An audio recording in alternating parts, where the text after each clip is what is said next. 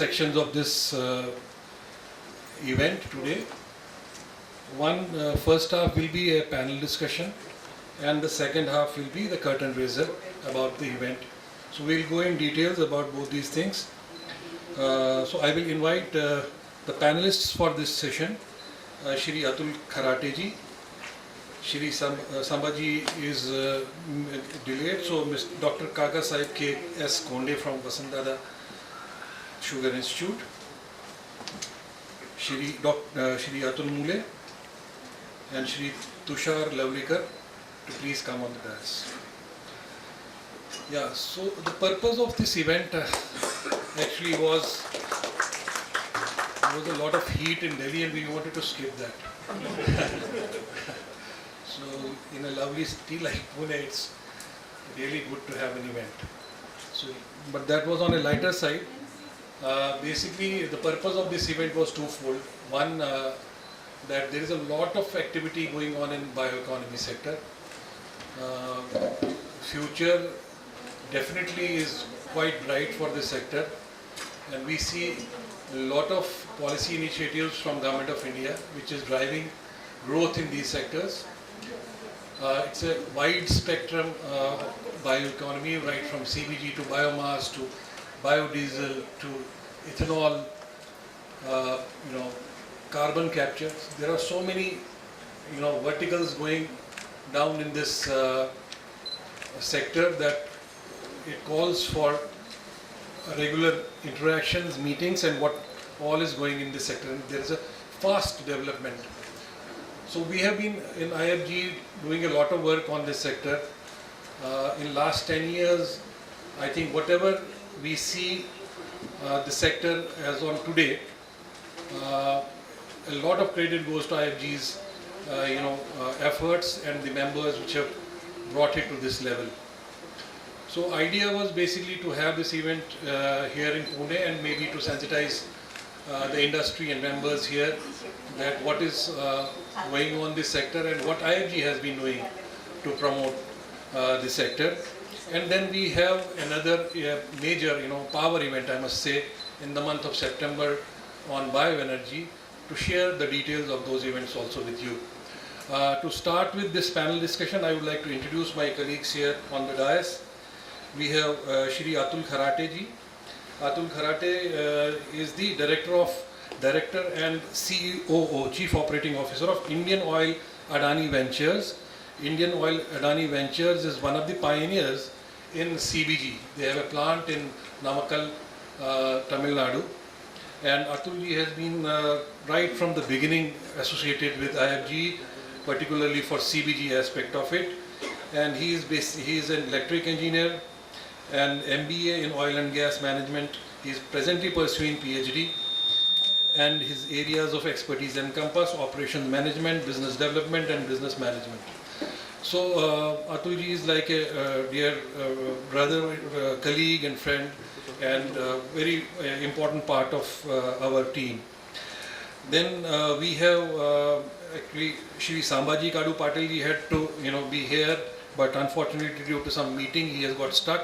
So he may join us later, but we have his colleague Dr. Kaka Sahib S. Konde. He is PhD in Chemical Engineering and Head Professor and Technical Advisor, Department of Alcohol Technology and Biofuels, Vasantdada Sugar Institute, a very knowledgeable person. So we are privileged to have him here.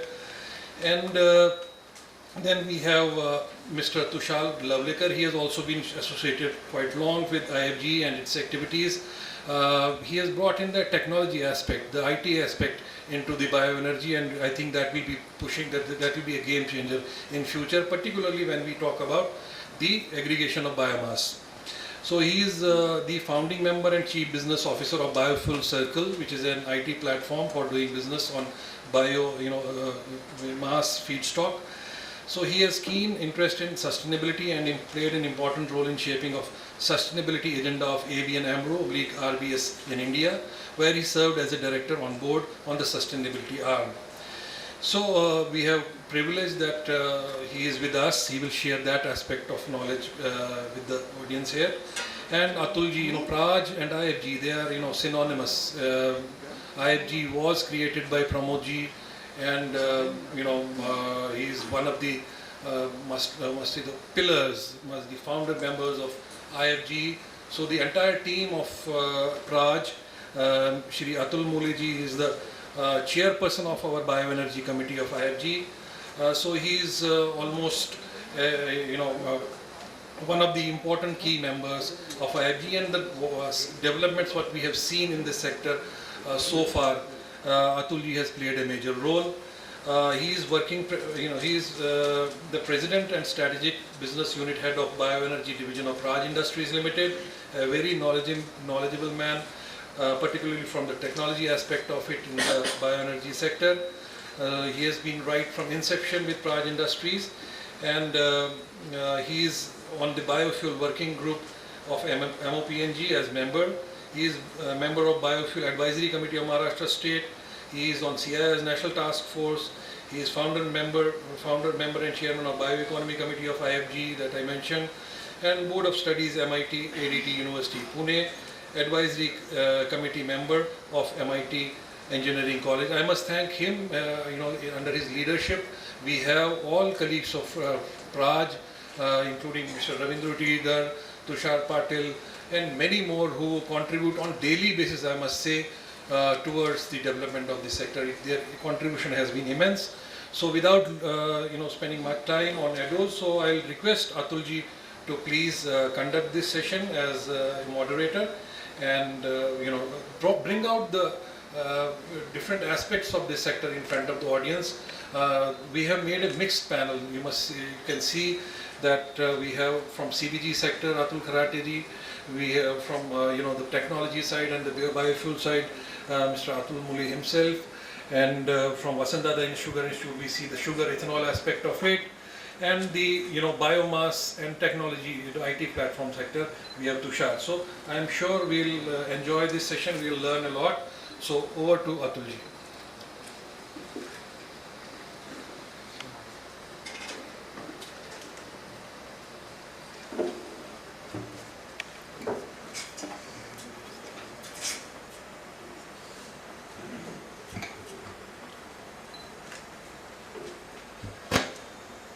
Good afternoon, everybody.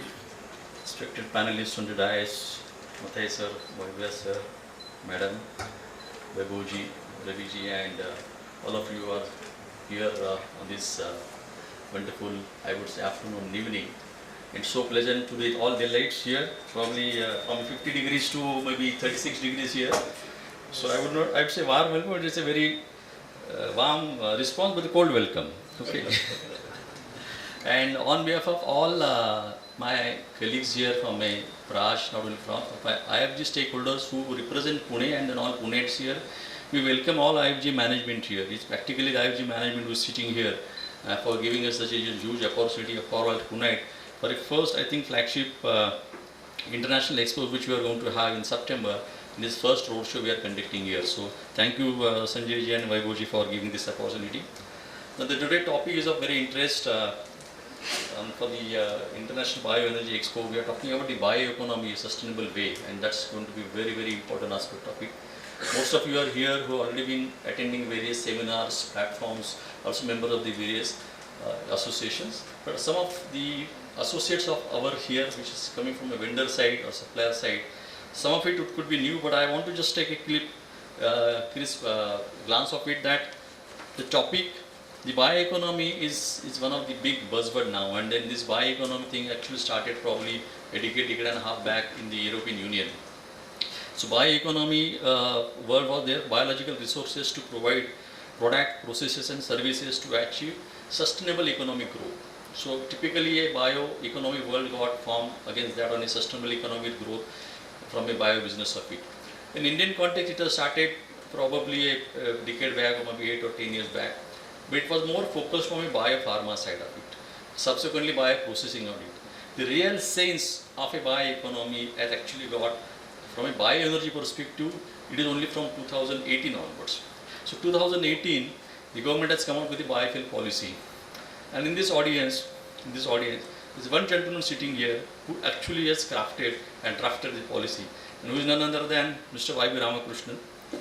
So Y.B. sir, thank you very much for that. So the whole policy under his leadership as a biofuel committee chairman, he redrafted the whole biofuel policy, and today the 2018 biofuel policy is contributing majorly for the bioeconomy. How majorly? I'll just give some numbers. So ethanol blending program 20 was launched somewhere in 2018 to be completed by 2030, 20% blending in the gasoline. But after having seen that the success of this whole ABP 20 program, government reviewed this whole thing probably after 6 months or 1 year or that, and they said, okay, we can prepone this program to 2025. And today the program of ABP 20 is 2025. And today when we were talking about this committee circle here, that we are almost reached to the level of 14% of gasoline blending in all our vehicles, ethanol blending in gasoline vehicles. It's a great achievement for all of us. So again, thank you everybody for contributing this from the sugar industry, ethanol industry, as well as the grain industry also. And what does it mean? Actually, it has given from a bioeconomy perspective. If I just want to read some numbers, the cumulative saving has happened to 80,000 crore rupees. And out of this 80,000 crore rupees, 75,000 crore rupees has gone back to the farmers, rural economy, and then employment creation there. Apart from this, there is almost like 150 lakh metric tons of net reduction of carbon dioxide. So this is actually added back into the bioeconomy circle, and this it has started like bioeconomy, but a circular economy and circular growth, inclusive growth. So that's the success of I would say the EBP 20 program. Government has not stopped there at EBP 20 program. So they have further gone with a concept called Satat program, this compressed biogas plant. And the CBG program also got launched with a very clear objective that 15 million metric tons of CNG will get replaced by CBG. The program when it was launched with a broad investment which government was thinking about 2 lakh crore rupees to be invested into this program. And this 2 lakh crore rupees with 5,000 plants. Today, in reality, almost like over 100 plants are already up and running and of various capacities, and then another 4,900 plants yet to go. So that's coming from the Satat side of it. Then happens to be PM Jeevan Yojana, which is a second generation ethanol plant. Second generation ethanol plant, the first such plant is already commissioned, and it's under capacity built in the IndianOil Corporation in Panipat, supplied by Praj. That plant, after the full commissioning, will also give a certain number given by government that the farmers will get benefited to the extent of 1 lakh farmers will get benefited from that one plant. Rural job creation almost like 1,500 rural jobs. It is CO2 emission is going to be 3,20,000 metric ton on an annualized basis, which is equivalent of displacing 63,000 cars on a yearly basis in any of the metros. So that's the magnitude of the environment impact which is coming from the second generation plant. It's not stopped there. Subsequently, government also declared the Sustainable Aviation Fuel Program. Now, the Sustainable Aviation Fuel Program on a global basis says that by year 2050, 30% of aviation fuel has to go within the biofuel side. And today, India is also in the process of declaring their program. Today, they are conceptualizing this 5% ethanol blending, a 5% sustainable aviation fuel to come by 2030. That also gives a huge opportunity, which is also going to contribute to the great extent to the bioeconomy. It has not stopped there. The latest one is that green hydrogen, the hydrogen program, which again the central government has planned, and again with an investment of about 18,000 crore rupees. So when I talk about these numbers, this number actually get connected to the bioeconomy, inclusive growth, and that's the success of this program. One of the very few programs which we have seen the success, which has got the prepone from a various government side, it's this ethanol blending program which is a great success, and it has not stopped there. Eventually, during last 2030, November, October, the Global Biofuel Alliance got formed, and India is actually playing a very, very important role in the Global Biofuel Alliance, along with the United States and Brazil as our co-chair there. So that's a great success. As I said, today we are here to listen from the industry experts, and we have, as Sanjay said, we are experts coming from the various fields. The Atul Kharate is coming from the consumer side. It's not only coming from the consumer side, but it's also coming from he has his own CBG plant there. So we will talk about to him about the consumer perception and the CBG plant. Dr. KaduPatil ji is here mainly coming from the sugar and ethanol side. So the sugar scenario, the ethanol scenario, the bioenergy scenario, the raw material feedstock scenario, alternate feedstocks availability. We'll also would like to listen to you from this side. And Tushar ji, from your side, we want to see from the biomass side. The biomass is a big, big buzzword, and there are a lot of anxieties, a lot of challenges, a lot of opportunities which we are seeing that. So on this note, I would like to come to you, and then maybe Atul ji, you can start on this topic, and then we'll go to the question and answer session. Thank you very much.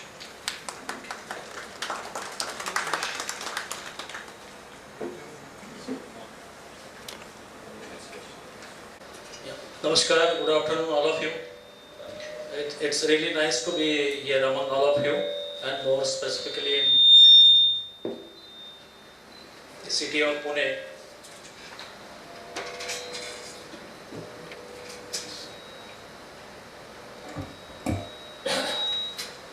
And why Pune?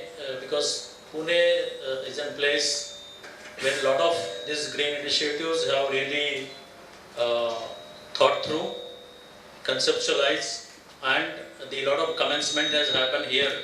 If you recall the journey of ethanol, I think this is the place where sizable amount of efforts over decades has been done by various institutions, government bodies, and we are proud to have Praj team with us. They have played a very vital role, and then finally, along with all other industries' involvement, the support of government and institutions, that ethanol is one of the major success country-wise today.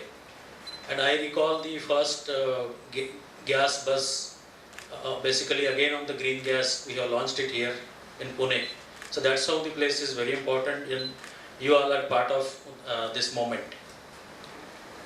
Just to set an overview for today's interaction, Atulji has given a quite views in terms of how the bioeconomy is there in terms of number in the country today. But if you widely see the energy economy, because ultimately it's highly integrated with the energy demand of the country. So when we talked about the green fuels requirement, it may be a CBG, ethanol, biodiesel or SAF in the coming days. Everything is highly interlinked with the energy requirement of the country. More specifically, the transportation requirement, the social dynamics are changing in the country very widely. The infrastructure development across the nation is at the highest pace today. So that's how we can see in last couple of days, we have been rated one of the most stable economy in the world. And it's an internationally rated certification. We don't have to really doubt about those numbers now. It's on the record now. And next couple of years also we are projecting that Indian economy will be, for sure, it will be 7% plus. And it will very naturally have a journey towards India being the top 5th country in terms of the global economy. It will happen, it is just a matter of time now. I can see another year or so. And more important, we have a plan in place in terms of how we wanted to very systematically move in this direction. Say for example, coming back to the fuels requirement, the gas last year, the gas percentage in the energy pie is at 6.8% for the financial year closure. And we have a very clear intention to grow it to 15%. So what does it mean? Basically, we have to triple our efforts at the current stage, then only we will be going to achieve to a level of 15%. So one is the current demand. The other factor, the industry is growing very rapidly. The automobile industry, which we majorly represent from Pune for the world and country, the automobile industry is growing at the rate of more than 10%. The development which is happening in and around infrastructure is to the top class in terms of ports, in terms of roads, bridges, etc. We are one of the topmost in terms of the crude oil consumption. We can even see a growth of liquid fuels in last couple of years. The liquid fuel demand is also increasing to a rate of 2%. The LPG demand has increased in the country at the rate of 2.5%. And to surprise to all of us, the coal demand has increased to a range of 7 to 8% after the COVID. So this clearly indicates that the growing and developing country like us need a huge amount of energy in the next few decades. And that's how the role of this green energies That's how the role of alternative sources of energies, which has to primarily come from the basically agri-economy based solutions, a solution which can add value to a real circular economy. That is how we expect in terms of industry. Just to briefly talk about our venture, it's a joint venture of IndianOil and Adani Ports and SEZ. We have a plan in place in terms of how we'll grow in this segment. It's not only CBG, we are working parallelly on hydrogen, methanol, some research is going there. We are largely in solar today, but we wanted to expand it more in the coming days. So I will take a pause here. Maybe the specific things about CBG will answer at the later stage. So thank you, Atulji. Probably we will have one round introduction yourself, and then we'll go to the question and answers. That's the format of this session. So over to you, Kaka.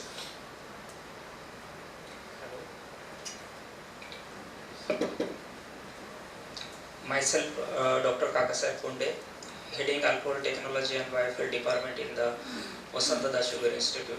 If you look into the sugar industry perspective, I am seeing huge opportunities there to develop the bioeconomy, particularly circular bioeconomy, because there are a lot of resources are available with the sugar industry, and particularly sugar industry is right now some way running with very much on the edge of their I would say survival in terms of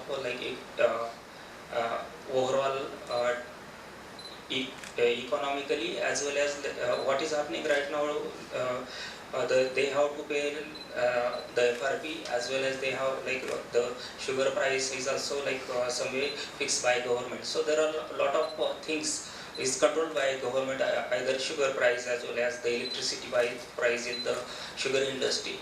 And if they want to survive in the future, they have to diversify their product portfolio into a different value-added product. And I see bioeconomy is going to serve in this aspect a much better way, because it will help them to increase their product revenue as well as reduce the carbon footprint. I think in future I will take the few questions from the Atulji, and we'll discuss some more about it. Thank you. So Tusharji, maybe you can brief. This is working. Can you hear me? Yeah. My name is Tushar. My company's name is Biofuel Circle. We are a Pune-based startup. We started about 4 years ago. We are a digital marketplace for the supply chain of biomass and biofuels, and we cater to all the sectors of bioenergy, the solid, the liquid, and the gaseous. So customers who can transact and trade on my platform are companies like, say, NTPC, Arvind Mills, Godrej Industries, Tata Chemicals, who are looking for substitution of coal with solid biomass. On the other hand, you have companies like let's say Adani Gas, IndianOil Corporation, Reliance Industries, who are setting up CBG plants, and they need feedstock. And this feedstock comes from farmers, and hence at the other end of the spectrum, we have farmers, farmer collectives, and aggregators, and the whole host of participants. Yes, okay. Is working? Okay.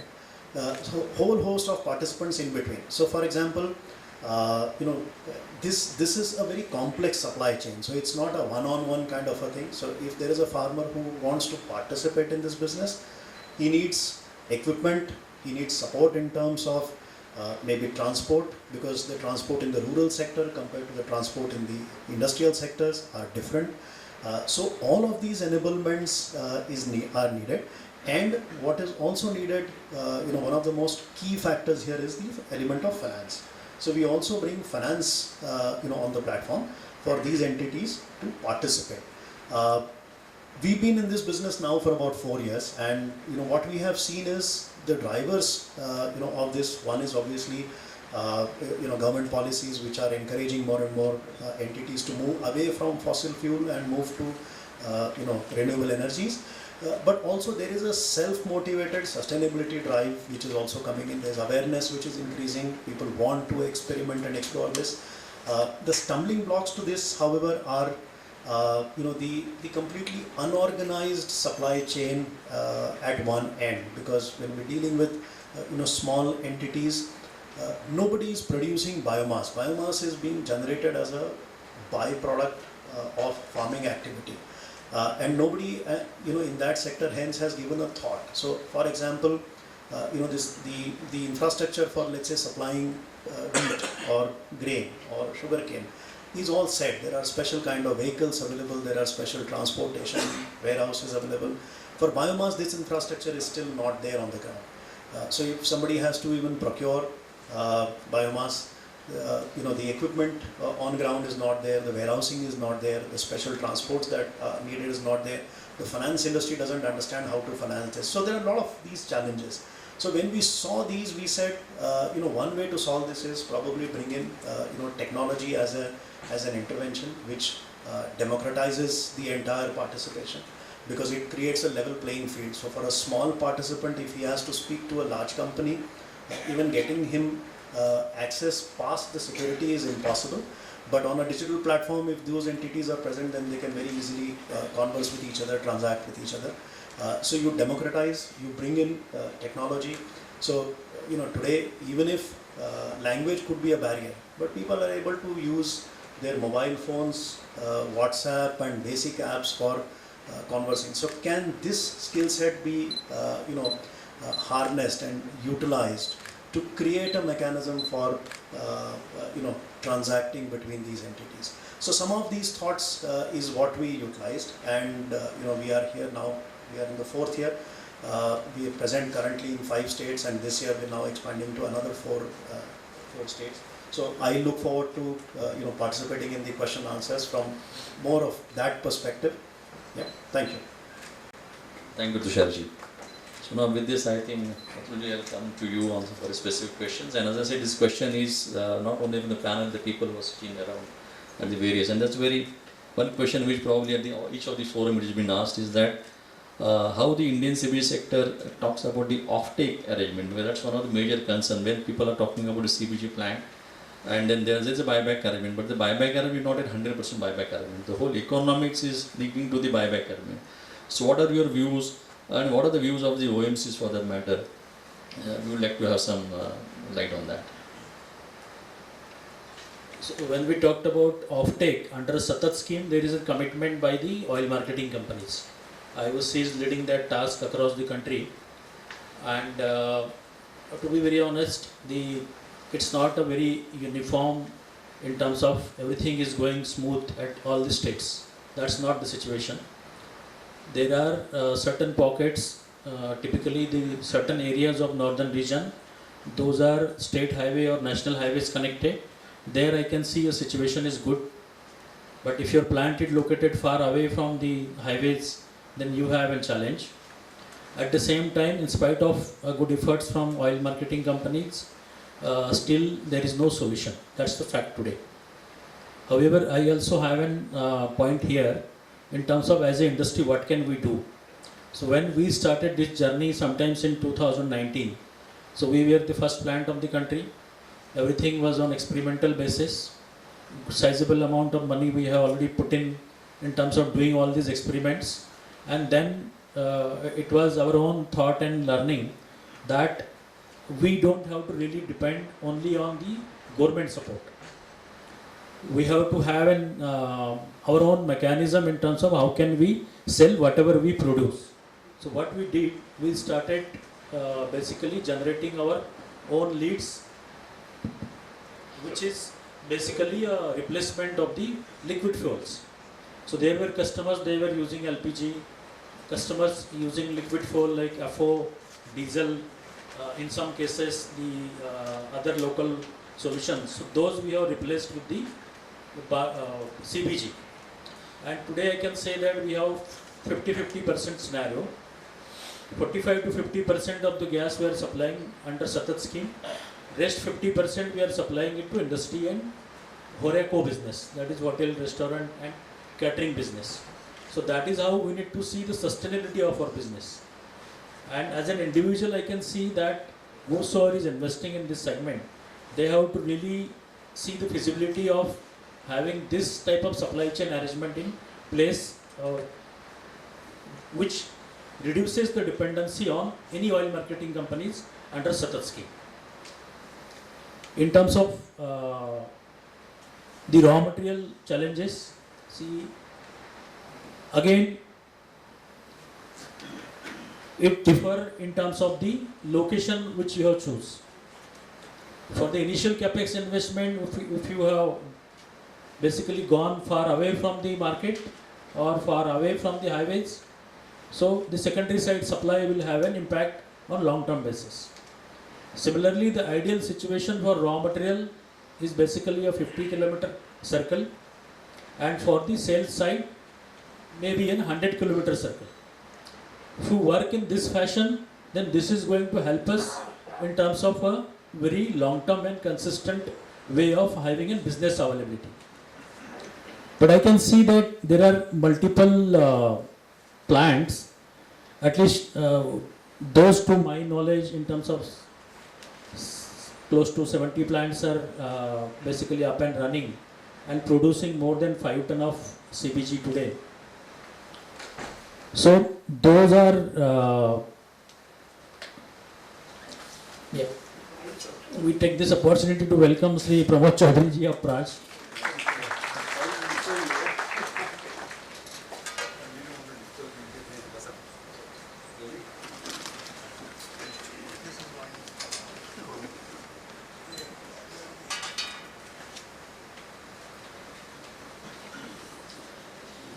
So we're talking about the raw material point. So the investor has to really see this feasibility in terms of supply chain management for the long term. And when we say feasibility, so mandatorily it's raw material plus your market, plus, as we discussed in the earlier point, having some availability and dependency on the Satat scheme. At the same time, another 50% you have to have your own sales and marketing plan developed. The most ideal situation today, if you really ask me personally, it's like that you produce it, you market it at your own. If you are a sizable investor, you put your couple of stations in and around your geography.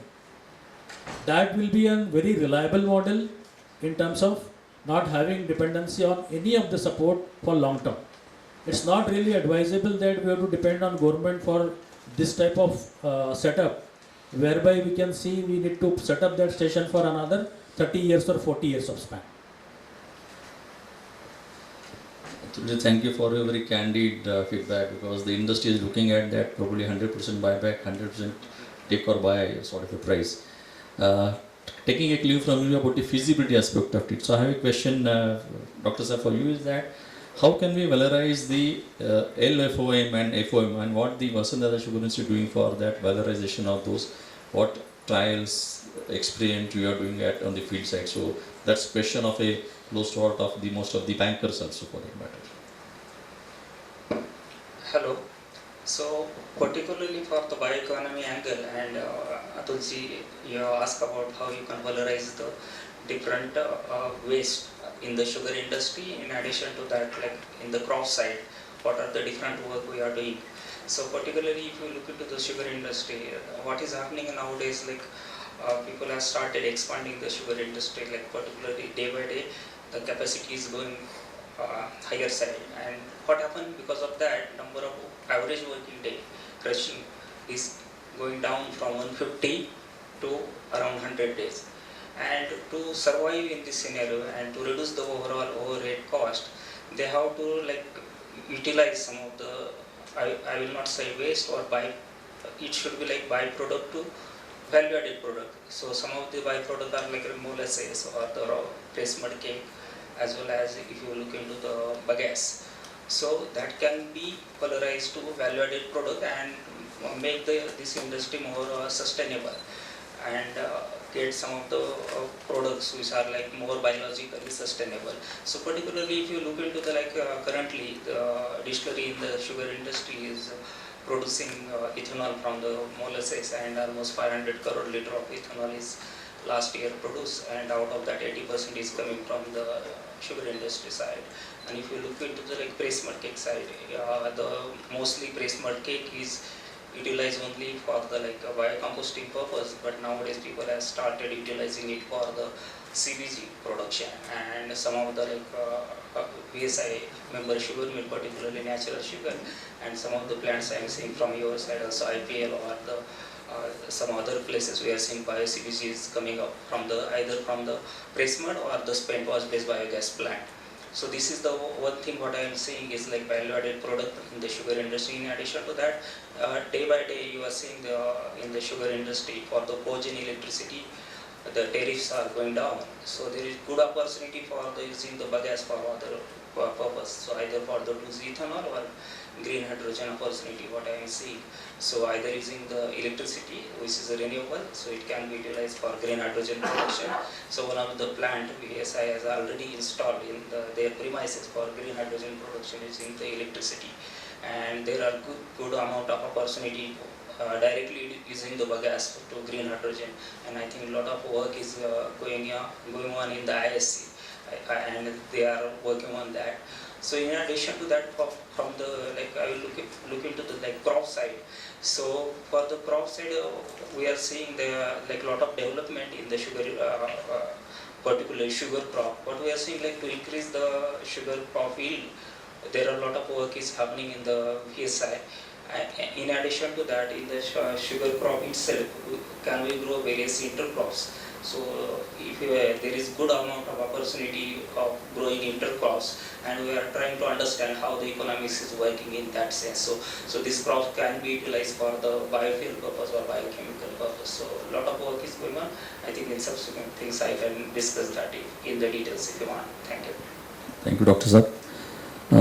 Next to Tushar ji, you mentioned about one of the challenges that the language barrier is one challenge happens here. But at the same time, you're talking about the digitalization in the biomass supply chain management. So these two sides, how do you see that it can be managed more effectively for the industry? So, see, it boils down essentially to finding a common need for both, because you need people to interact with each other essentially for a common purpose. So you have a farmer on one side who doesn't know what he wants to do with his waste. You have industries on the other side, and I'm not talking of only CBG. So even a briquette maker for that matter, he needs waste.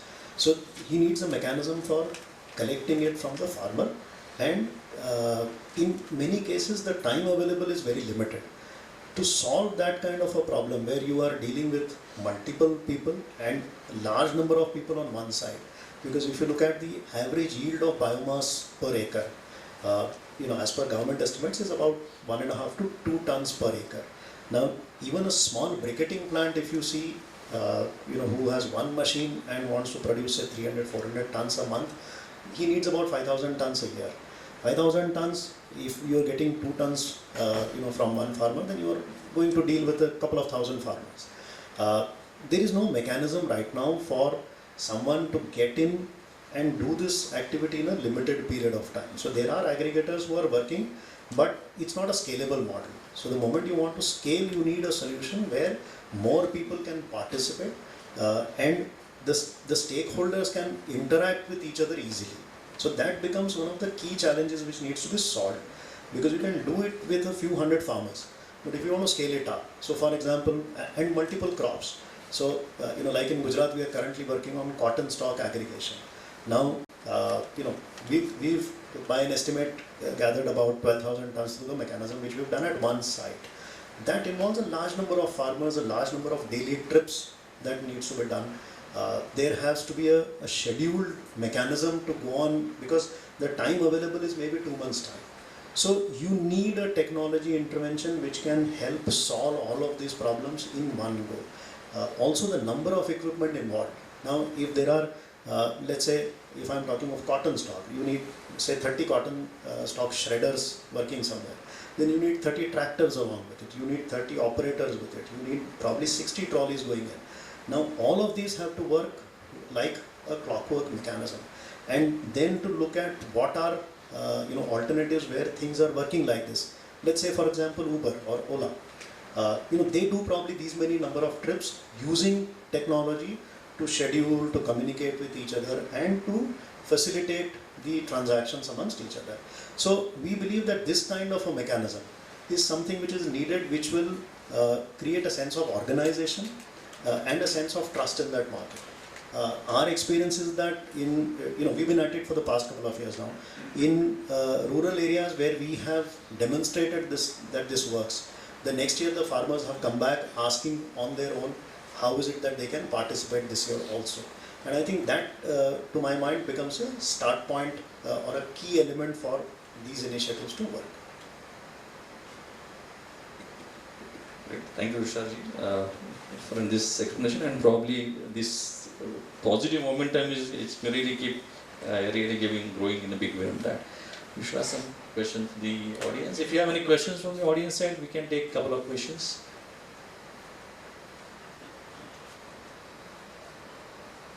Anyone?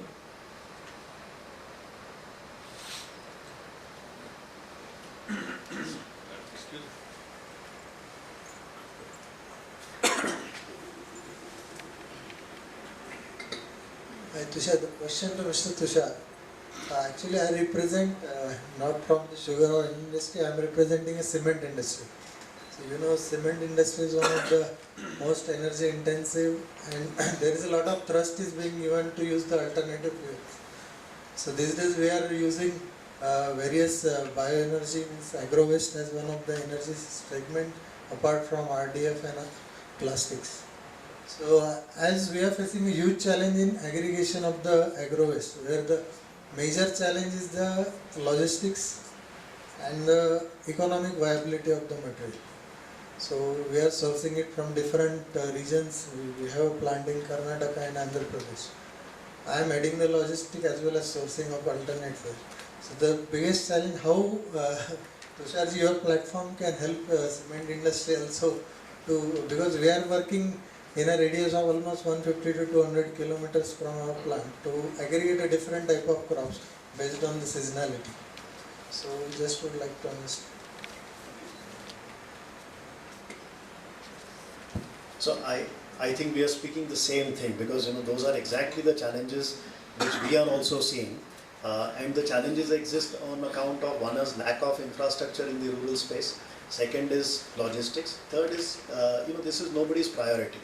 A farmer, as I said, does not get into agriculture to produce biomass. Biomass is something which is left behind by way of his activity of producing the crop. Now there is a dilemma.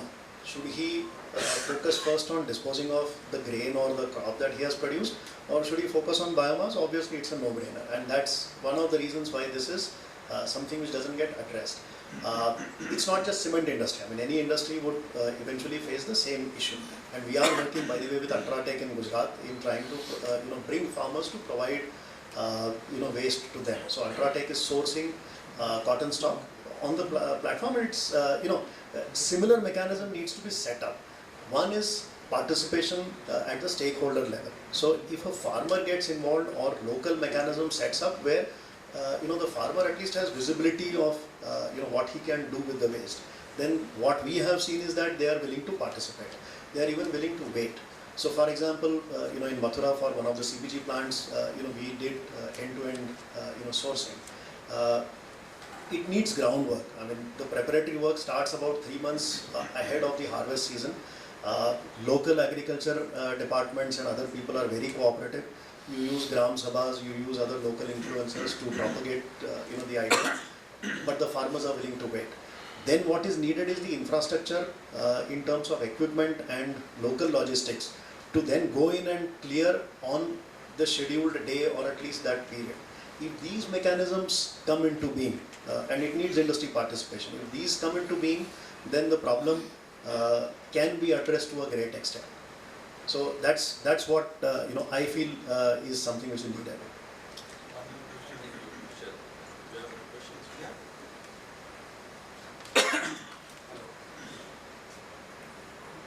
I can hear you like that also. Okay.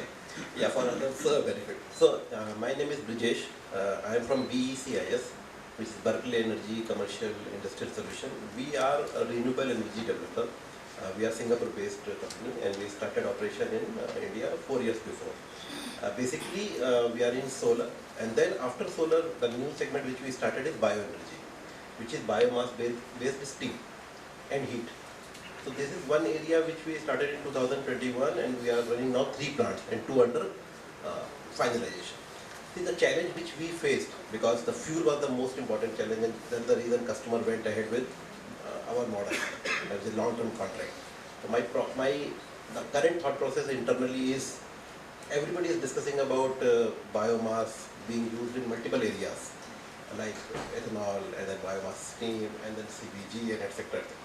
But on demand side, we have seen the quality issues in last 3 years, availability issues and price issues, because we have seen a lot of impact, a lot of discussion happening, and then on demand side, nobody was there.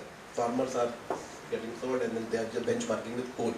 So, what I like to understand, what is happening on those side of, and who is working on that? Because see, out of 5, I think 4 are on the generation side, demand side. Nobody is on supply side except, I think, Tushar.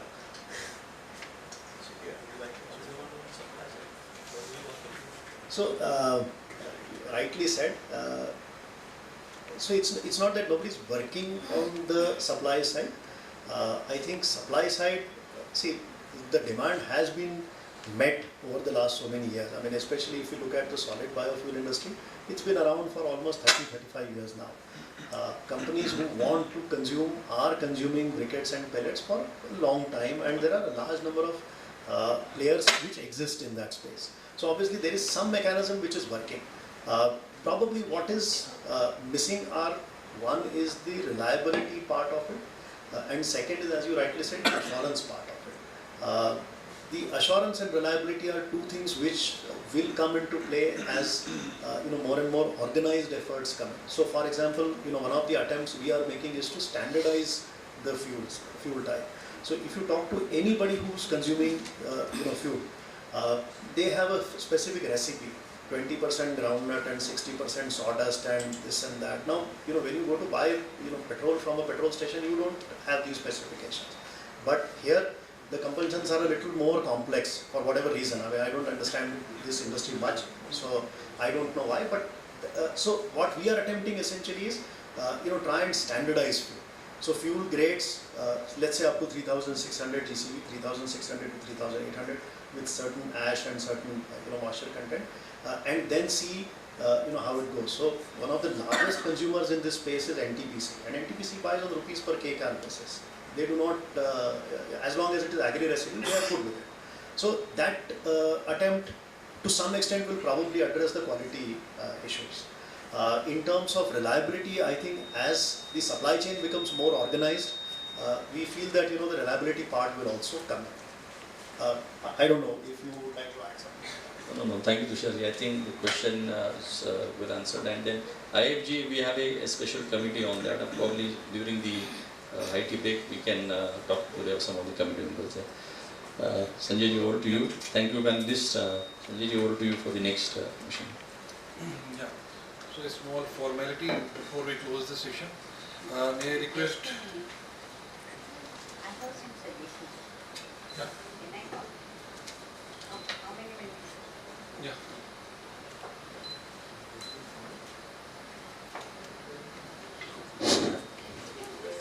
As Kaka Sahib said, today sugar industry is running almost on dialysis. So when 2014-15 this government came into center, we thought ethanol is a very good proportion for the sugar industry. The main problem sugar industry faced was many factories did not have the economical strength to put the ethanol plants. 4 years back when we had sugar industry, on behalf of sugar industry, we had a meeting with petroleum secretary. He said your 20% will not be achieved in next 20 years. So was the pathetic condition of the finance to the ethanol plants. But the government took a decision that it is in the interest of farmers and they increased the rate and slowly the investment started coming. Now, suddenly last year, because of sugarcane production was in doubtful condition, suddenly the OMCs stopped the procurement of the ethanol. Everybody knows that. So the people who had put in last 2 years, if you see, about 50,000 crores or 20,000 crores at least has come in, investment has come into ethanol plants. My own Renuka Sugar has invested 2,000 crores in last 3 years. And suddenly there was a stoppage on the... So why this happened? Of course, government has taken a wise decision because of the public interest. So sugar rate should not go up. And this is a problem because sugar is in an essential commodity. Right from 2011, I was fighting with the government. Sugar is not an essential commodity. It should be pulled out of essential commodity so that these restrictions will not apply and ethanol production will boom. So this suggestion we have to go, if at all we are interested in decreasing the crude oil import, then ethanol, many people, my own plan was there to come out with 1,000 scale per day in 3 factories, which are weak and don't have economical this one, and investors were ready to put into this plan. Almost with 3 factories we had made an agreement and suddenly this came, so everybody has fled away. So we have to take this to Prime Minister itself. If sugar is pulled out of essential commodity, then the ethanol has a future and then the sugar industry has a future, I am telling you. Thank you, Dr. Mulay. I think we'll take note of these points, and I think you are one of the founding members and you have driven past initiatives of IFGE, so we will definitely take your help in taking up to the right, We will make a yeah. forum and go to Prime Minister. So before I close this session, I would like to do a small formality. We'll have to do it later, ma'am. Sorry, because we are running out of time. We have more time, during the tea break later, where we can have interaction. We have one more session now, so we'll move on to that session. So before we close this session, so may I request Dr. Vidya Murukumbi to present a token of appreciation and respect to Dr. Kaka Sahib S. Konde. Dr. Vidya Murukumbi is the founding member of IFGE, promoter of previously Renuka Sugars, now director of Ravindra Energy, and he has been associated with Vasantdada Institute also. And this is from a token of respect and appreciation from IFGE to Dr. Kaka Sahib S. Konde. Thank you. Yeah, now I request my friend Vaibhav Dhangeji. He is also one of the founding members and the main driving force behind IFGE. This platform, actually this forum was actually set up by the inspiration of Nitin Gadkari ji. Vaibhav ji was his PS, and he has previously worked with FICCI, and presently he is a mentor in the area of infrastructure and sustainability. So I'll request him to present love and appreciation to our own colleague, Dr. Mr. Atul Mulay ji, the chairperson of our Biofuel Committee. So now I request Sandeep Thain, he is also an important member of our IFGE, director, to present a memento to Mr. Atul Mulay, Shri Atul Mulay ji. Sorry.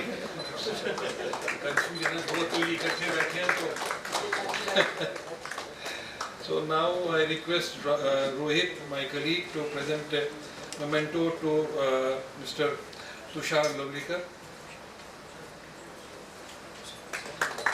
So we are closing this session, but we are going into another session. Before that, we'll present a video, just 5 minutes video of the event which for which we are having this curtain raiser today. So I'll request the operator to please help us.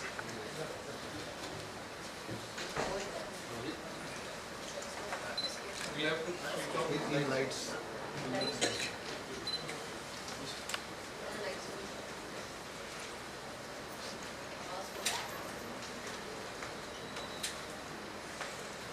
With the vision of creating a dynamic and robust bioenergy market,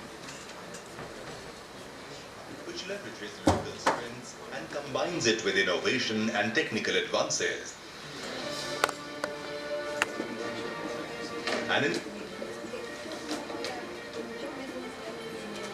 with the vision of creating a dynamic and robust bioenergy market, which leverages local strengths and combines it with innovation and technical advances. An international conference and exhibition on bioenergy and technologies is being jointly organized by Indian Federation of Green Energy and Active Sci-Tech Communications at Yashobhumi, India's largest convention and expo center, from 2nd to the 4th of September 2024. ये industry बहुत बड़ी हो रही है और आप सब लोगों का इसमें जो सहयोग मिल रहा है इससे इसका फ्यूचर बहुत बड़ा होगा। इंडिया एनर्जी को इंपोर्ट करने वाला नहीं, एक्सपोर्ट करने वाला देश बनेगा। As an anchor of Global Biofuel Alliance, India is fast emerging as an important player in the bioenergy sector, with a multi-pronged approach to promote and support the use of bioenergy in a wide variety of applications and their utilization in different sectors. Government of India has taken various policy initiatives. National Policy on Biofuels 2018 to reduce the import of petroleum products by fostering domestic biofuel production. A blending target of 20% ethanol with petrol by 2025 to 2026. An enabling ecosystem is being created, and I urge all of you, the entrepreneur, the equipment manufacturer, the biomass aggregator, technology providers and other stakeholders to join hands for the expeditious development of CBG projects. I assure my personal and my ministry's full support to them, and I wish the conference a very big success. Repurpose used cooking oil, RUCO, to enable collection and conversion of used cooking oil to biodiesel, aimed at achieving 5% blending target by 2030. Satat scheme on compressed biogas to encourage entrepreneurs to set up CBG plants, produce and supply CBG to oil marketing company, and injecting into CGT network for sale as automotive, domestic and industrial fuels with a 5% blending with CNG and PNG to be achieved by 2028-2029. Promoting sustainable aviation fuel, setting a 1% SAF blending target in 2027. Initially for international flights, with the target rising to 2% in 2028. Green fuels. Biofuels, bioenergy, bioeconomy happens to be one part of that. But what is getting covered here is beyond that. Galvanizing organic bioagro resources dhan, Govardhan, to convert waste to wealth towards promoting rural development and circular economy. Samarth Mission for conversion of biomass to power in an eco-friendly and cost-effective manner with suitable market mechanisms, thereby mitigation of air quality deterioration. With these initiatives and many more, India has embarked upon an ambitious energy transition journey for fueling its future with bioenergy and to meet global commitments of net zero by 2070 and to reduce carbon emissions. And therefore, it becomes more so important for one and all to participate in this event. With such a promising scenario and strong policy support from Government of India, the sector is poised to huge leaps of growth. IBETX 2024 will provide an excellent platform for industry to explore this sector for investment, expand their business, showcase their products, services and equipment, interact with prospective buyers and transact business. Bioenergy companies, raw material suppliers, fertilizer companies, equipment and machinery manufacturers, EPC contractors and technology providers from across the globe can become a part of this grand event. The participants will get an opportunity to interact and network with policymakers, industry representatives, stakeholders, institutions during exhibition, conference, B2B meetings, CEO conference, CEO forums, buyer-sellers meets, etc. An opportunity to showcase your technology, products and services. A plethora of concurrent events like compressed biogas, ethanol, SAF, biomass pellets and briquettes, biodiesel, waste to energy and biomobility will be the highlight of the event, which will be addressed by senior-most policy makers, including ministers and government officials, representatives from PSUs, industry leaders, ministries and research bodies. अभी हमारे federation ने विशेष रूप से green energy का एक बहुत बड़ा expo भी, टेक्निकल एक्सपो भी आयोजित किया है। आज उसके लिए भी शुरुआत हुई है। मैं आप सबको अनुरोध करूंगा कि इसमें भी आप शरीक हुइए। Come, explore and be part of India Bioenergy and Tech Expo. For more details, please visit www.ibetexpo.com.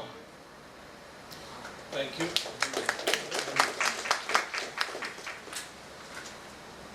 So thank you for your attention.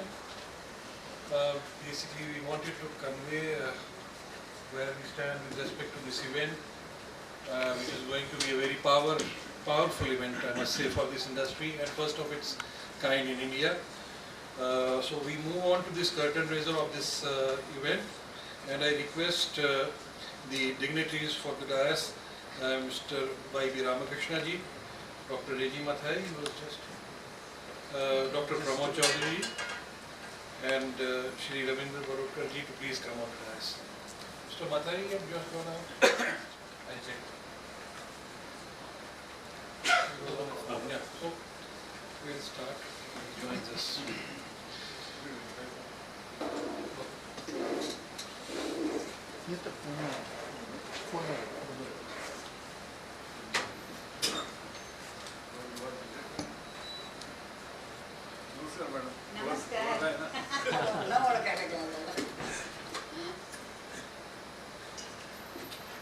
So this India Bioenergy and Tech Expo, which is being organized from 2nd to 4th September in Delhi at the most modern exhibition center, Yashobhumi, will be a power event in terms of its participation from the entire industry. We have segmented this into 5 different exhibitions.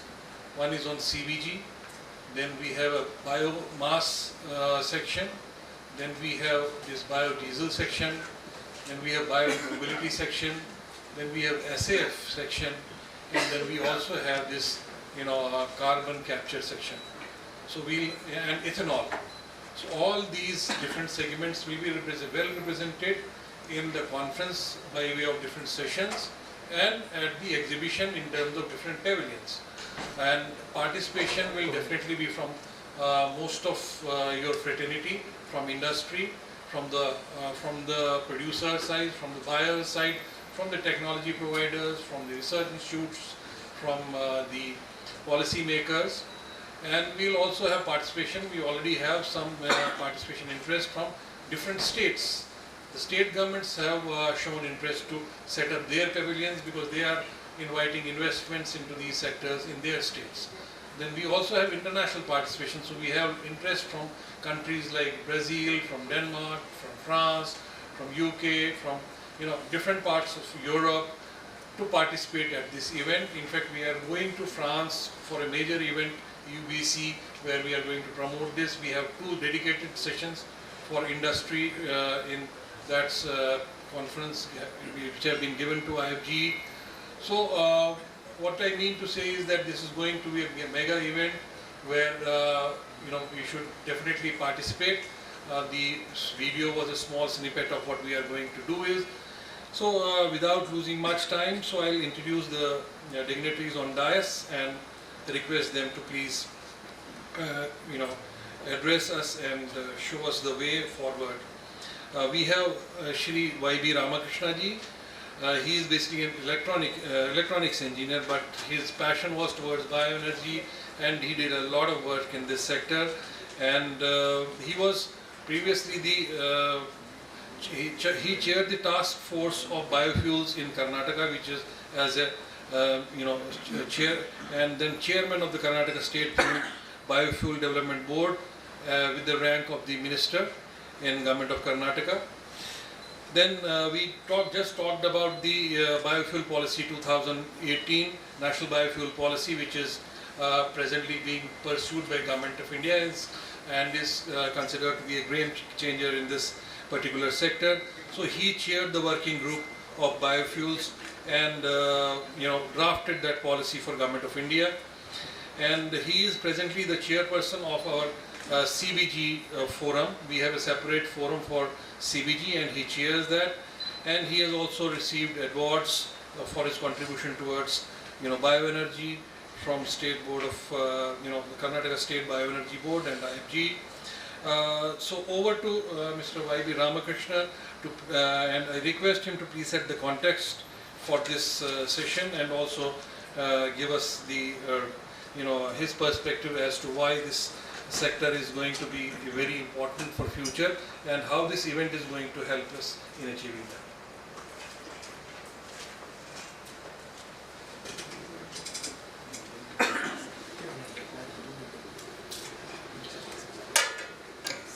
Very good afternoon to all of you. Pramod Chaudhary ji, K.G. Mathai ji, the other dignitaries on the dais and off the dais. We have been talking about bioeconomy, and as we all know that we always used to be a bioeconomy. So only after we started using the coal and the fossil fuels, the focus of economy has shifted. But I think we have taken a full circle. Now we are coming back to talking about bioeconomy and making that happen once again, basically from the point of view of sustainability. Now, if you really look at why the whole world has been talking about biofuels or bioeconomy at this point of time, the major reason which have been driving the bioenergy sector or the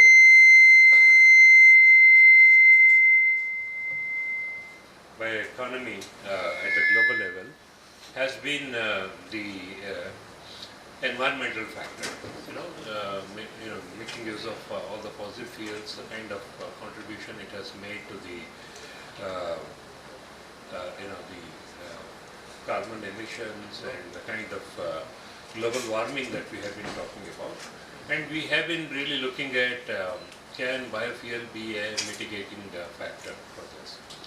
However, in a country like India, we have two other major reasons why we are really looking at biofuels and bioeconomy. The first one being, when it comes, the energy self-reliance. Earlier, Mulay and others were talking about how much we are really dependent on our energy. As far as the fossil energy is concerned, fossil fuels are concerned, we import to an extent of about 87%, that is the crude. And when it comes to the total energy import is concerned, we are a net importer of energy. Almost about 54 to 55% of energy that we consume is being imported into the country.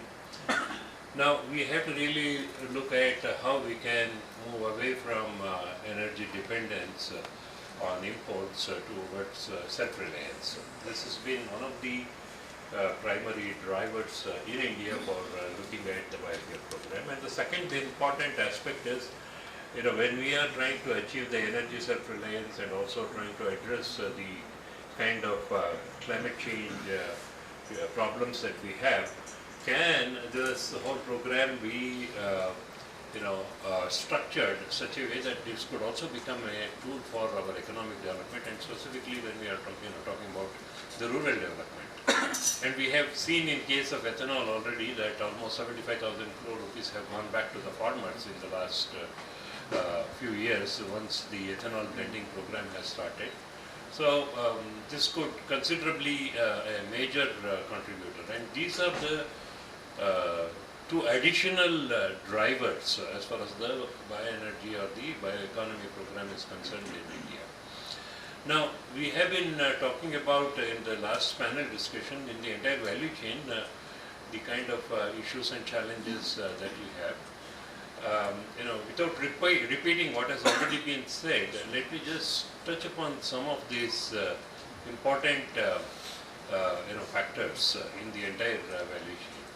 Now, when you talk about bioenergy or bioeconomy, whether you are talking about energy or whether you are talking about biomaterials, biochemicals in future, for all of that, you require the feedstock. Whether it is the agricultural residues or the byproducts that comes out of it, or even the municipal solid waste, where some discussions were there about the organic component, the RDF, etc. Now, when it comes to agriculture, the various types of resources, we have humongous quantities of these kind of resources that is available in this country, which is probably unparalleled in the entire, the common of nations. Now, say for example, when we talk about the agricultural residues, we know that we are a major agricultural economy, and incidentally, I chaired a study steering committee looking at what kind of agricultural residues are available. Can we really quantify it? To what purpose it is being used? Do we really have any surplus agricultural residues, etc.? And this study concentrated only on about 11 major crops that are grown all over the country.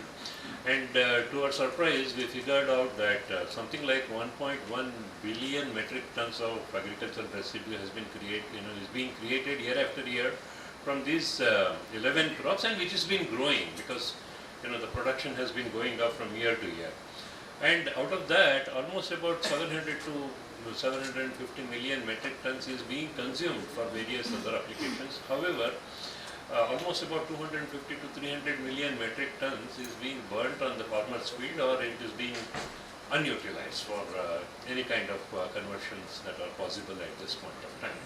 So it's a humongous quantity, but we do have challenges. Basically because this is not going to be available to you all through the year if you want to process it as into energy or into any other materials. So aggregation of these agricultural residues, storage and making it available to the industry in the form and form factor that is really required for processing is the big challenge, and a lot of interventions have been made in the last few years, and specifically in the last 1 year. But it is still not adequate. We have been talking about the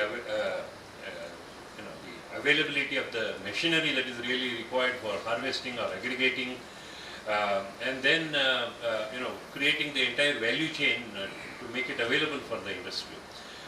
Just to give you one example, for the in situ management of the agricultural residues, Government of India has spent 3.8 billion rupees in the last 4 years for in situ management, because that was the way they were thinking that it can be converted into manure, it will be useful for the farmer when it goes back into the soil. We have, it has its own challenges. Now government has agreed, saying that not just in situ but ex situ management can also be done, so that it can be aggregated and made it available to the industry, and that whatever schemes that they had where they spent 3.8 billion rupees in the last 4 years has been extended now for the ex situ management. But the whole thing is that this money is going to be made available to the farmers or the farmer producer organizations, or even for the industry for that matter, who would like to get into this space. So there is certain schemes that are available, but the farmers and the entrepreneurs at the rural area as well as the corporates have to really look at how they can get into this space, that kind of opportunities that are available. We talk about challenges. As I see it, every challenge is an opportunity. Here is an opportunity, there is a government scheme, government program, but we have not really tapped into it. Again, say for example, in Ministry of Petroleum came up with a program last year, not even last year, early this year, where they said for CBG industry, whoever would like to aggregate this kind of biomass, there's going to be some funding that is going to be available. I think, in the last few months, only about 16, 18 applications have been received by the ministry, and that won't even cover 5% of the money that is available from the Ministry of Petroleum to take care of that. So there are certain schemes, it can be done. When it comes to the agricultural residues, there are some schemes. Now again, when it comes to municipal solid waste, though a lot more needs to be done with regard to the policy framework, but there are certain very good, initiatives from the industry, and the excellent role models have been created. So for example, in this city where we are sitting in Pune, you have an excellent model of, where the municipal corporation itself has been collecting the food waste from homes and restaurants and process it, clean it, process it and supply it to the industry, where almost about 300 tons of this food waste is being processed on a daily basis. And it's been converted into 14 tons of compressed biogas on a daily basis, and it is being consumed here in the city of Pune. Similarly, you have another model in Indore, where the municipal corporation segregates the organic waste, and it is given to EverEnviro, and EverEnviro has a plant where they process about 500 tons. Similar thing is going to happen in Hyderabad also, where Ramki, a company which handles the municipal solid waste, they are going to separate the organic component of the waste, and they want to pass it on to the industry to process about 600 to 700 tons per day.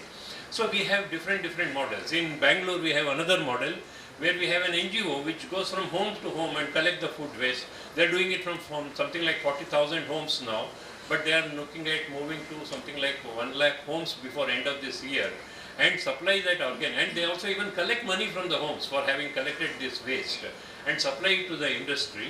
And the entire the cost structures are taken care by collecting the money from these homes, and homes are very happy because they are it is being collected so systematically, and the industry is happy, and they are even willing to part with a certain small equity to this kind of setup that they have. So various models are emerging here.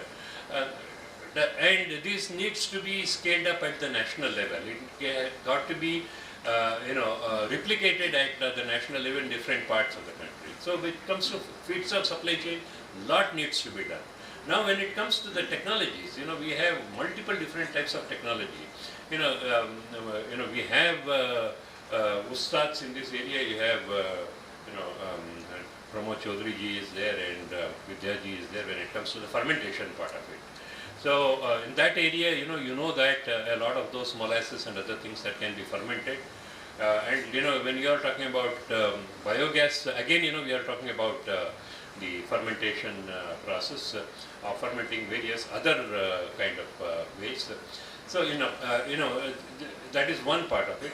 And then you also have different types of waste, whether it is RDF or agricultural residues, which will not be suitable for our fermentation program, but may be ideally suited for our gasification or pyrolysis kind of program. Now, when you talk about these technologies, the challenge that we have is there are certain technologies which have been commercialized, time-tested, well-established, but there are certain technologies which have the challenges of scaling, which have been well demonstrated in the laboratory demonstration levels. It has been done. You have the pilot plants, but then scaling it up, has been a challenge. Bringing down the capex, bringing down the operating expenses.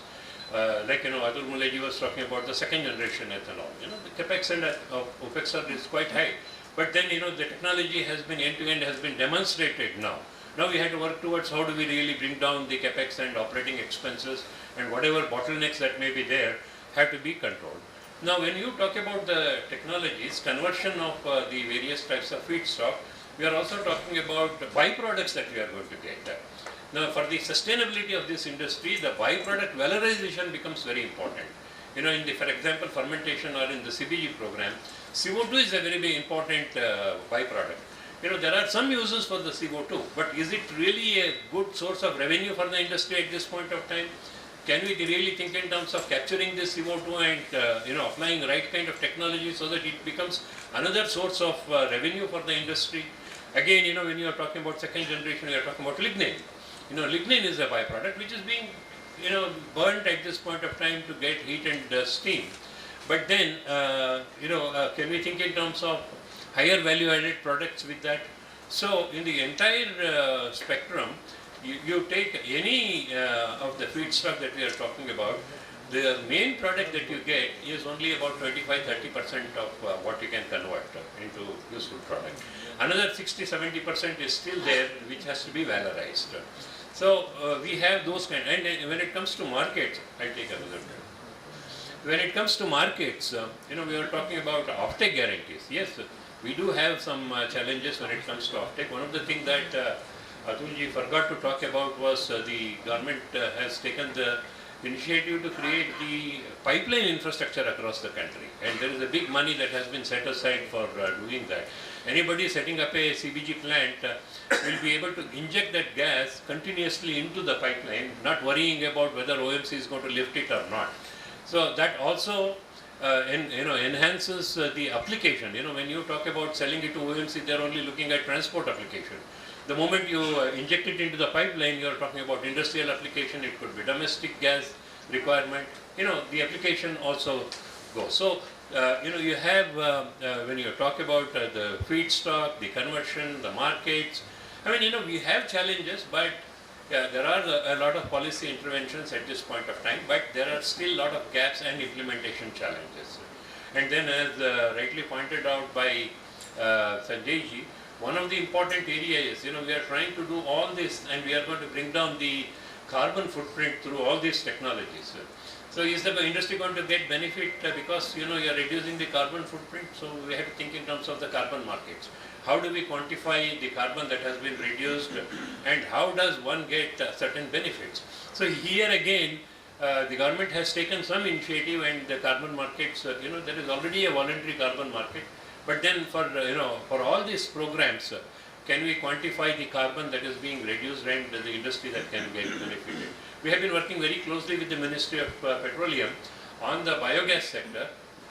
So for every MMBTU of gas that is going to be generated, so they are talking about one credit to be given. How it's going to work out in the market, how you can monetize it, these are all things that we have to worry about. So the point that I am trying to make is this is a sector which has a huge potential. When you talk about potential, I'll take a couple of more minutes. In case of ethanol, we are talking about 20% blending. But we have already started selling E100 in about 350 outlets in the country. E100 itself could be a very big market. And we are also talking about ethanol being used for sustainable aviation fuel. That opens up another big market to an extent of 8 million metric tons. That's when you are talking about 100% requirement at this point of time. And then one other thing that we really need to work on is the possibility of blending ethanol in diesel. And we have done that exercise, and thanks to Mr. Mathai, IRA, they have done a tremendous amount of work already. And up to 7.8% ethanol, ethanol can be blended in diesel without any modification to the engine. And the kind of solubilizer that is really required has also been developed by them. So that opens up a huge market for the ethanol industry. And in case of biogas, when we talk about 5,000 commercial plant and when it produces 15 million metric tons of compressed biogas, we are talking about reducing our import by 35% at this point of time. The total, total consumption of fossil gases by 35%. And reducing the import by almost about 75%. So these are the kind of huge opportunities that we have. So how do we really capitalize on these kind of opportunities and potential that we have, and how do we address the gaps in the entire program? And this is what we are trying to address through this conference. And there are so many conferences that have been held on renewable energy, biofuels and all that, but I don't think there has been any conference which has really focused on these kind of opportunities and the challenges that we have and the kind of suggestions for the way ahead for the country. I think through the kind of participation of the industry in a big way and the kind of the interactions that have been structured in the 3-day kind of an event, I think that is what we are going to be addressing. In fact, The last interaction I had with Gadkari, he was talking about, can we draw a next 30-year roadmap on the bioenergy or the bioeconomy roadmap for the country? And I would believe that this conference is the starting point for us to do. We have already accomplished quite a bit in this country, and I would say that we are quite far ahead of many other countries, with the possible exception of countries like Germany, US, and Brazil. I think we are there, and we are in a position to lead the rest of the world in this in this sector. Like Gadkari was talking about, being a net importer of energy, can we become a net exporter of energy? Those kind of possibilities are there, and that is what we are going to be looking into in this kind of 3-day kind of conference. And I would invite all of you to be actively getting involved and participating in this. Thank you. Thank you, Ramakrishna ji. So automobile is one of the major sectors which can use and is using biofuel. So it's a great honor and privilege for us to have Dr. Reji Mathai, Director of Automotive Research Association of India with us. So Dr. Mathai is a stalwart in this sector. He has vast experience of more than 28 years in the field of engine and vehicle testing, emission studies and ambient air quality. He has done doctorate from Indian Institute of Technology, Delhi. He has been a part of Auto Fuel Vision and Policy 2025 Committee for drafting the policy. So he wears many, credits to himself. So without losing time, I'll request Mr. Mathai to please deliver his special address and enlighten us as to what automobile sector is going to do with biofuels.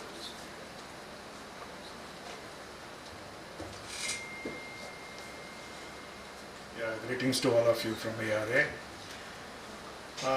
It's a real privilege to address you all today over here, and especially speaking about how this transition is taking its, what I can say, have an impact on the automotive sector, or how the automotive sector is seeing it, and what at the back end has been happening so that this transition, I can say, can take off smoothly. The journey from 5 to 10%, many of you may be knowing we started blending way back in 2003, 4, 5. And somewhere in 10 onwards we started about the 10% ethanol blending. It was not an easy decision, because any change in fuel quality, because it is a BIS that defines the fuel quality, and if you have seen that list, it has got some 20 to 21 parameters that are defined in the BIS list. Any addition of any component change impacts many parameters, and as it impacts, the vehicle manufacturers start questioning it. Why, how it is going to, because you know what is a vehicle park today.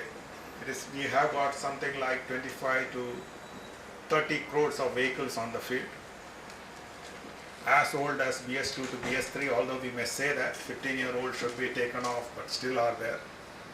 And we have got the BS6 coming on from 2020 onwards. And when these changes happen, substantial studies at the back end, like the durability, performance studies, like emission, how it is impacting the emissions and all, are considered. So when the E20 for the first time was thought of, means when till then the E10 was done and the blending was hardly happening 5 to 6%. Even it was not touching the 10% level, because each state was having its own rule, taxation rules. I don't know how this all got addressed somehow, and the government put a body together under the Niti Aayog, and that was the first move where I saw all the stakeholder ministries coming together. That was MOPNG, Ministry of Road Transport, Ministry of Heavy Industries, the Sugar Ministry. Everybody came together, and the first time the demand and supply was discussed, because both stakeholders need to be taken care of. Just like the sugar lobby or whatever, whether the sugar people are thinking of their market, the vehicle business says, say I modify the vehicle and if it is not available, what happens? Can government assure me the quality of fuel it is being mentioned? If I tune it for E20, I am going to take certain risk because I need performance to come out. In background of this, they did a trial. Not a trial, an elaborate study which ARI spearheaded along with SIAM.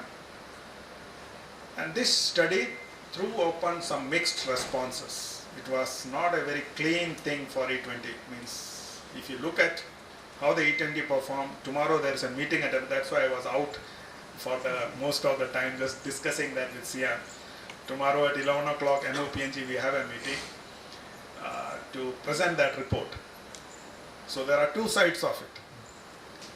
The sides SIAM says is any failure that happens, he attributes it to the ethanol. He says this, there is some emission compliances mix happening because it's a tune for E10. So when you are putting E20, please realize certain emissions are going to be beyond limit. So they say, please be ready for the emission compliances, you have to give some leeway. Second biggest challenge is on the fuel consumption. As ethanol is a lower calorific value fuel, when it is blended with this gasoline, the overall calorific value comes down, the mileage reduces. He says, who will compensate? Is MOPNG going to give a reduced rate? MOPNG is silent on that.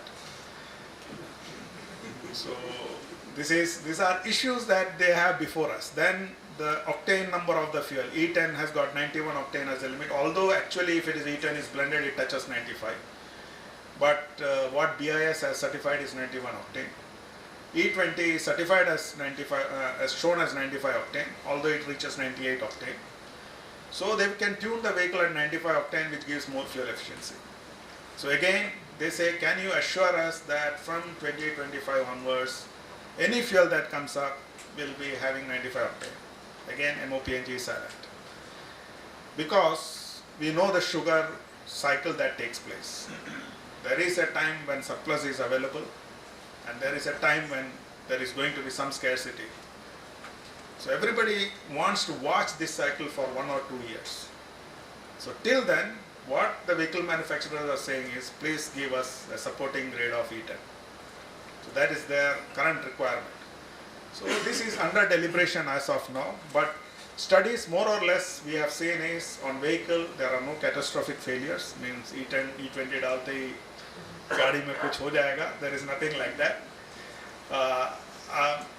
He mentioned about many of the E100 that are being dispensed, but E20 I think almost 1,000 of dispensing pumps are dispensing E20 as of now.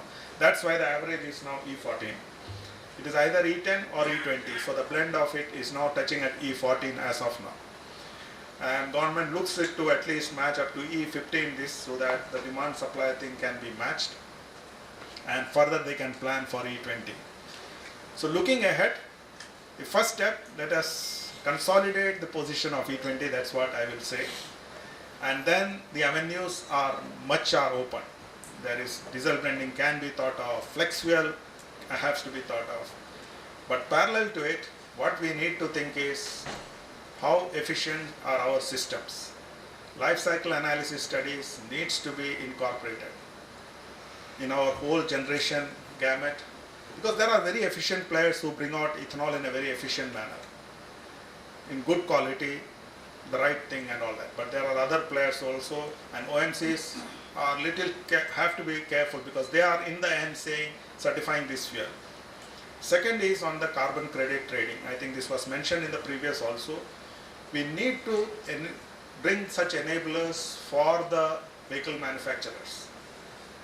They have to say when they are using E20 or when they are using flex fuel. There is going to be a penalty on fuel consumption. So how this can be taken care of. So such aspects we are, as an industry, as stakeholders, have to bring it together so that industry sees it as a positive move, the automotive industry, and let it be a win-win situation for all of us. Thank you.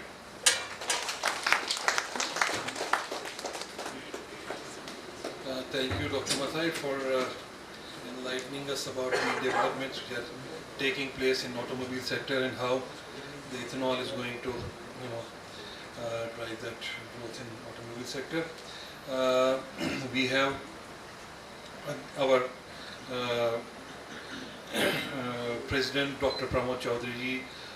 His name is synonymous with bioeconomy. His name is synonymous with IFGE because he is the founder of one of the founding members of IFGE and has been president of IFGE for almost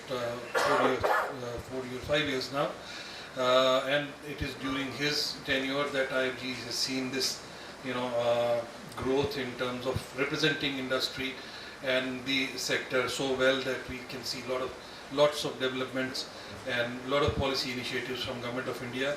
So under his leadership we are working, and you know him, he is basically a thorough technologist and who goes into the detail of biofuel technology aspects. So the company he chairs is Praj Industries. He is the executive chairman of Praj Industries Limited, and which is a global company and global provider of end-to-end technology solutions and engineering solutions for global bioeconomy. He is well-known figure all over the world for the sector he works in. And as a first-generation techno-entrepreneur, he founded Praj in 1983. After a decade-long experience in diverse functions in Indian and multinational companies, he is a strong proponent of innovation. He established one of its kind industrial biotech research and development facility, Praj Matrix, which has over 400 technology patents. He is an alumni of Harvard Business School and has 34 awards and recognitions in different areas to his credit. So we have a great honor and privilege that he is with us, and he is going to deliver the presidential address.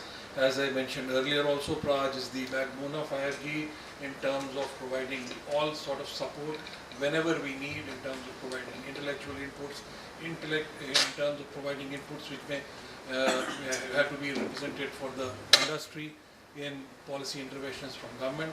So request Pramod ji to please deliver his presidential address.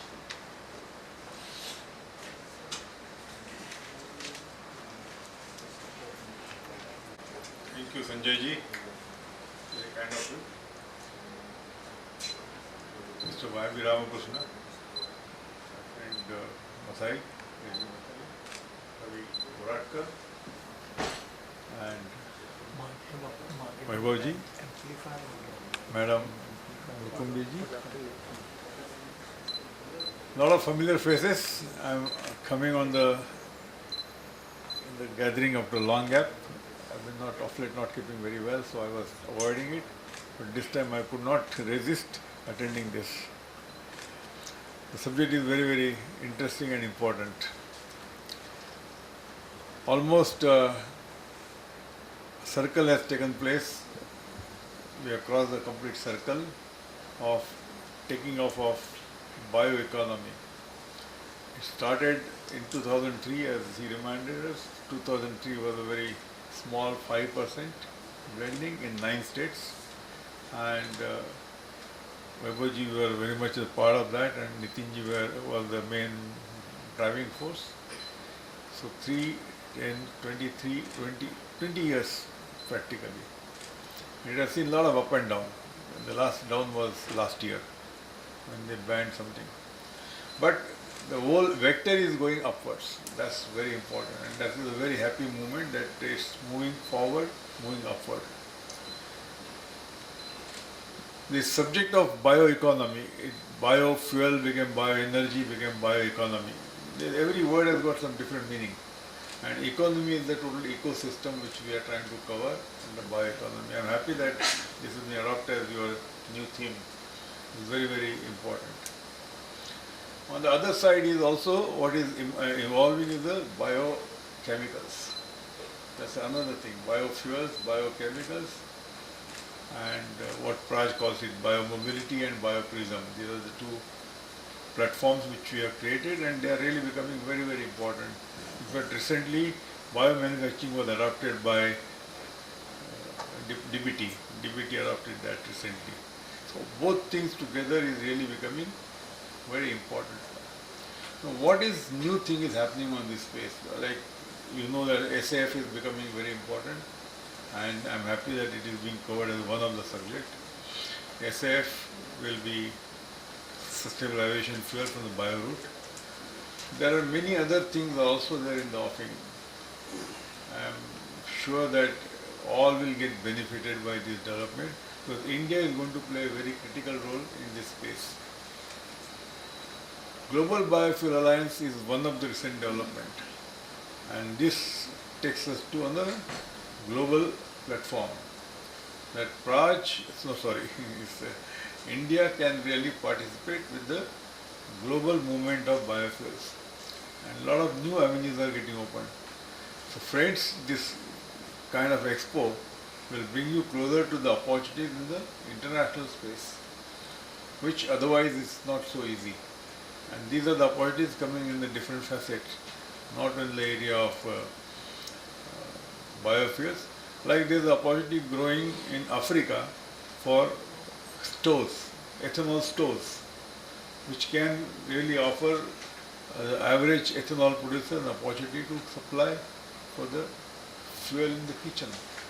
So these are some of the new things which are happening, and I am sure these are being covered in this conference, which are otherwise not known to many people. And that will create opportunity for entrepreneurship, that will create opportunities for movement of feedstocks, movement of products, and will definitely take India to the next orbit. The next orbit is really for India to grab. India is going to play a very critical and important role in this space. So far, variety of things have happened on the Indian scene.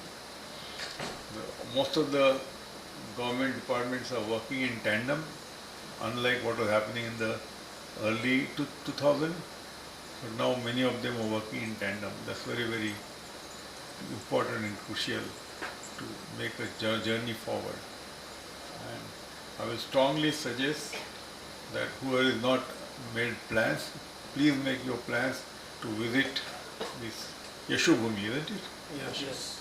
In September first week, to visit and gain some insights. Tell your friends, colleagues, your business partners and other stakeholders how we make, well, this will be a unique opportunity unlike any conventional exhibition or a conference. I think the standard will definitely go. IFGE's efforts will raise the bar, raise the standards to the next level, and it will be definitely beneficial. Being in Delhi, you got a lot of stakeholders approaching it, and that will definitely give you much required results or deliver paybacks for whatever the effort you are putting in, and you will get the benefit. I am very happy for IFGE, happy for India that we are taking it to the next level. I don't want to be sounding political, but with yesterday's exit poll results, there is a strong possibility that the policies will continue.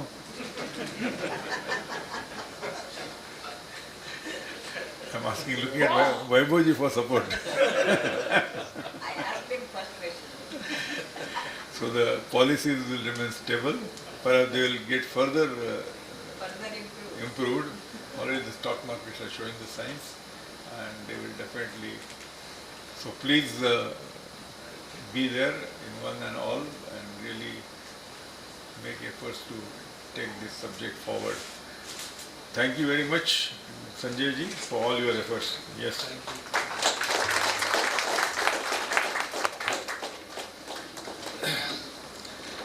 So I have a good,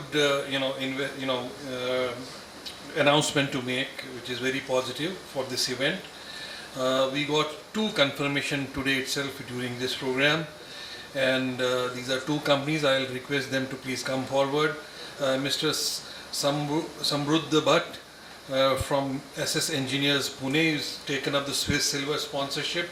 So I request him to please come forward and present his confirmation to our President Pramodji.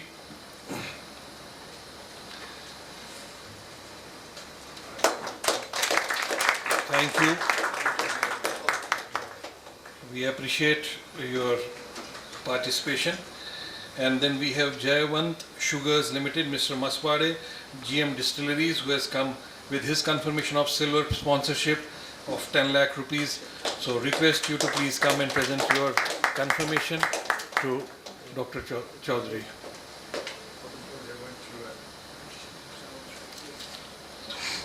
So we can see a lot of enthusiasm because as I mentioned earlier, this is going to be a unique, one of its kind event and the first major event focused on all aspects of bioenergy, and the participation will be from all segments of the sector, right from CBG to biomass to ethanol, biodiesel, to waste to energy, biomobility, carbon capture, all these sectors will be covered. So the plant operators, the technology providers, the users, the public sector undertakings, we have a strong interest from all oil PSUs participation in this event.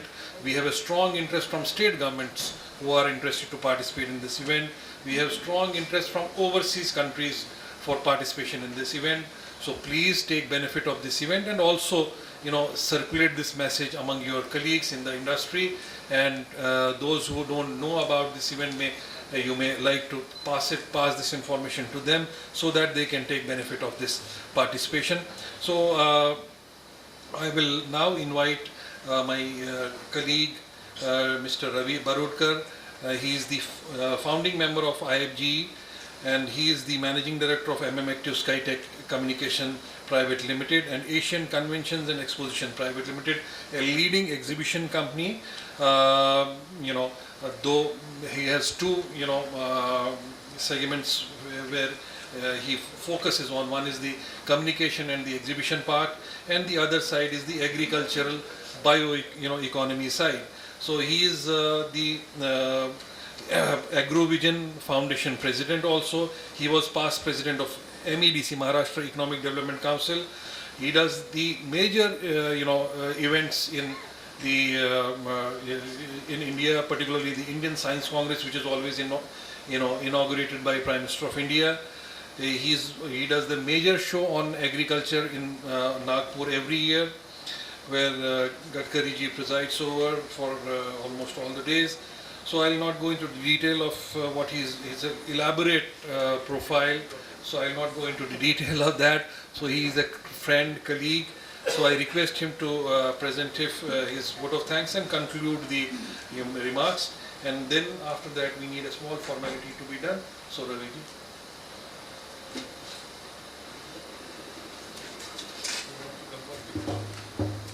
Thank you, Sanjay, for such an elaborative introduction. In fact, I feel proud and privileged to be here. Anything? No. It's okay. Well, I feel proud and privileged to be here to express gratitudes to all the dignitaries, panelists, and most importantly, each one of you to be here today at this curtain raiser of India Bioenergy and Tech Expo, which is going to happen from 2nd to 4th September at Yashobhumi. Our President, Dr. Pramod Chaudhary, has very clearly and very briefly has said that this expo not only will be an expo and conference, will not only provide you with a good content about what's happening and what's going to happen in this sector, but also will provide a lot of opportunities for collaborations with the international partners and also the opportunities domestically. So I'm sure each one of you will be looking forward to be part of this mega event. I also thank Dr. Y.B. Ramakrishnan, who perhaps has given a very well overall perspective of this sector. He is a champion. He's from the day one steering the IFGE and is championing this sector. He also talked to us about the opportunities, how we have come full circle in the bioenergy and what new opportunities are there, and with some, like particularly in agriculture also he said, but there are certain challenges also, that also he mentioned. I also thank Dr. Reji Mathai for giving a very good perspective of from the automobile sector. And yes, I think everyone is looking forward to what best it can support to the ethanol industry. And I'm sure the kind of reports and regulation you are placing in, this opportunity is enhancing day by day. So I once again thank all the panelists here for this curtain raiser, and also to the previous panel, which was moderated by Dr. Atul Mulay. A very good perspective by all panelists about different aspects of bioenergy, particularly by Shri Atul Kharate, who is the CEO of IndianOil Adani Ventures Limited, Shri Dr. Kakasaheb Khunde. He gave a good perspective of the sugar industry, and also Tushar Lowalekar. Perhaps the major challenge he talked about is the compilation of transportation of the biomass. So in all, we had a very wonderful evening today, and we are really encouraged by your attendance here. And I'm sure all of you who are working in this sector will be sort of, a brand ambassador for this forthcoming India Bioenergy Tech Expo. So I once again thank each one of you. I also thank our partners like European Business Technology Council, GIZ, and Mitigation Action Facility, and our international media partner, the Digest, TEDI, and most importantly, the team of IFGE under the leadership of Dr. Sanjay. I say our past president Vidya Kumbiji, who had come specially for this program here. So thank you to you also, and also my colleague Vibha and the team of MMActive. Thank you. And I also request you to join for the high tea after this. Before we go for the tea, I will do a small formality. I request Dr. Ravindra Udgigar ji to please come forward and present a token of appreciation and love to Dr. Reji Mathai.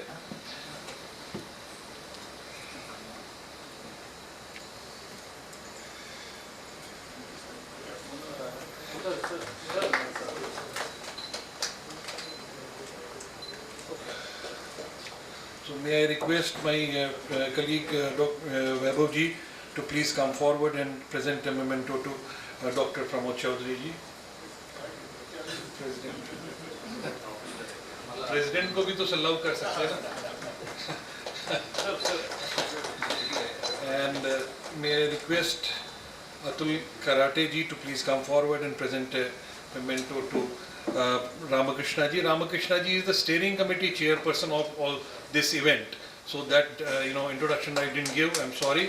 So he is driving the event, and he specially came from Bangalore to be here with us. So one more memento to my dear friend and colleague Ravi Barodkar ji. Sandeep, please come forward.